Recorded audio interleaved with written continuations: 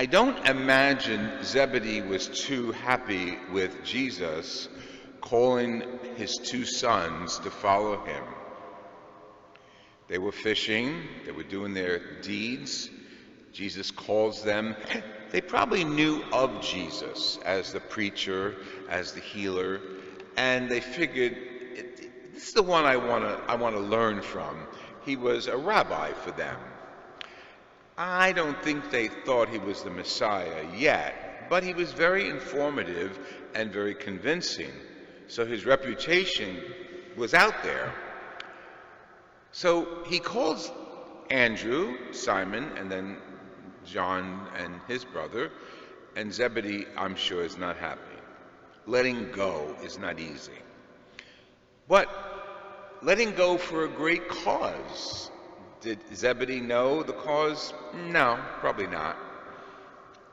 Did Andrew's family know why he was called? Probably not. We're in the season of Advent, and it's a season of looking forward based on something that happened centuries ago, based on something that was predicted centuries before that. All vague.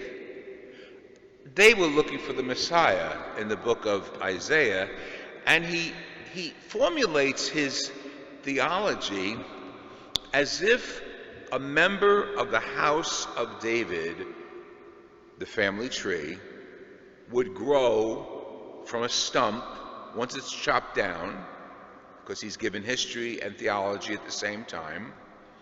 And as that stump grows, it will produce fruit, and the flower of that tree will be the answer to their prayers, the Messiah. A shoot shall sprout from the stump of Jesse, from his roots shall blossom a bud. Vague. For centuries, they knew how vague it was, but they knew someone or something was going to happen to be the blossom of the family tree. Now, let's go back to Andrew and his family. They didn't know what Andrew would grow up to be. He was a fisherman. That's enough.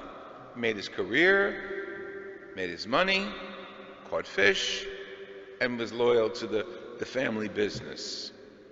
So we never know where we're going when God calls us. And he doesn't knock on individual doors. He calls us through prayer. He calls us to our understanding of ourselves. He calls us through our relationship with one another. Andrew is a fisherman. He decides to follow his brother, Simon Peter, and they follow Jesus. To the point where Andrew, we know, historically and by custom, gives his life for Jesus. He's preaching. He's very popular in Europe, what we call Europe. And when the time comes for him to show his devotion and his dedication to Jesus, he's crucified. But because he refused to be crucified in as a horrible a way as the crucifixion was, they did him a favor.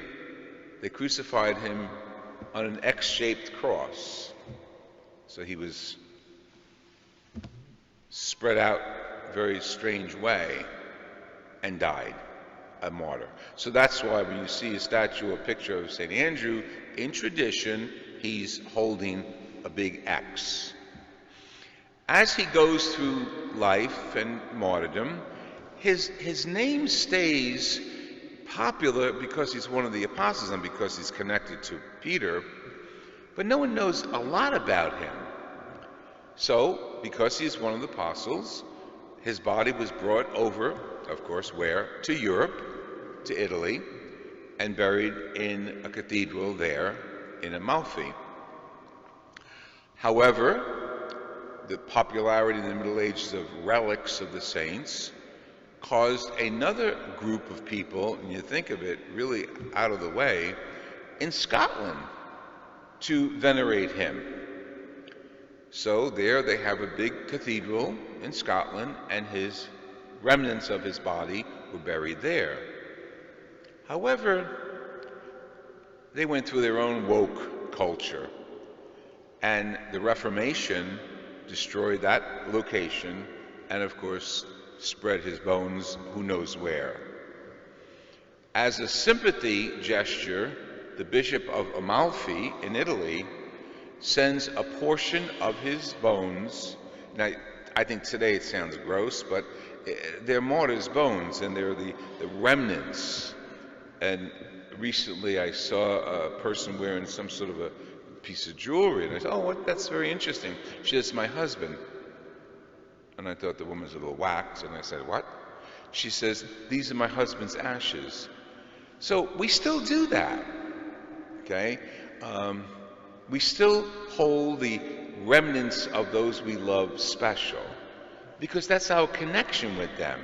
We have a greater connection in prayer and spirituality, but we're people, we have flesh and bones, so we like to hold on to those things that are still flesh and bone of those that we remember in our family.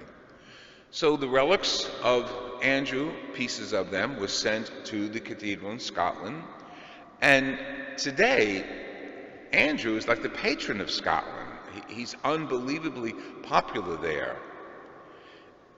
And traditionally, his feast day, the 30th of November, before the calendar was revised, began Advent. So Andrew is one of our Advent saints. Now, go back to the boat where he was being called from. Did his father know, did Peter know where he would end up? They didn't even know about Scotland in the Holy Land. But that's what happens in God's life and God's plan for us. We follow him, we do his deeds, we go about our own lives. Priest, lay people, married, single, we all do what we're supposed to be doing, and we read the books and we know we have a direction. But we don't know the end result. As a community of faith, we believe the end result is being prepared for Christ. Now that sounds morbid if you say, well, I live my life so when I die I'm with Christ. Yes, it's true, but the quality of living our lives depends on where we spend eternity. Advent is a perfect reminder. What do we say right after the consecration? Christ has died in history. Christ is risen today. Christ will come again. So Andrew becomes like an Advent saint. He walked with Christ. He died for Christ and entered into martyrdom and glory. And with us, he's waiting Christ's return in glory. The end result. Did Zebedee's and Andrew's father know where he would end up? He's a fisherman. Nope. Never knew that he would be part of the church triumphant in heaven. Never knew he would be one of Christ's so important disciples, apostles. Never knew he would be one of our first bishops. No. And nor do you and I know where we will end up. That's why every day is important. The quality of our relationships with people, I think, very often determine the quality of our relationship with God. If you're a miserable SOB and you don't like anybody, not any of you, of course, but people in our families are sometimes like that, that's how that person will be in reference to God. They don't want Jesus, they don't want God, they don't want the Holy Spirit, and they don't want people. However, on the other hand, as the apostles, if you have a good relationship, one with yourself, you really have to appreciate yourself. And sometimes we say love yourself, but I think if you appreciate, you get to love yourself. And not that we have to be narcissistic, but we have to appreciate who we are. Young, old, doesn't matter. And we as Christians have a special gift that we are asked to be like Christ, alter Christi. We're asked to be like one of the apostles. And if we want to be like Christ, then we have to be like Christ to one another in charity, in love, in forgiveness, in concern. You know the mandates of Jesus. Feed the hungry, give drink to the thirsty, all of it. And that also filters down to our own families. With some of us, that's the biggest challenge, to appreciate our families and who they are, with all of their quirks and all of their personality defects. And yet, if we do that, we can appreciate Christ. You don't know what Christ was like. We know what the Gospels portray him as. You think he was popular with Zebedee when he took his son to follow him?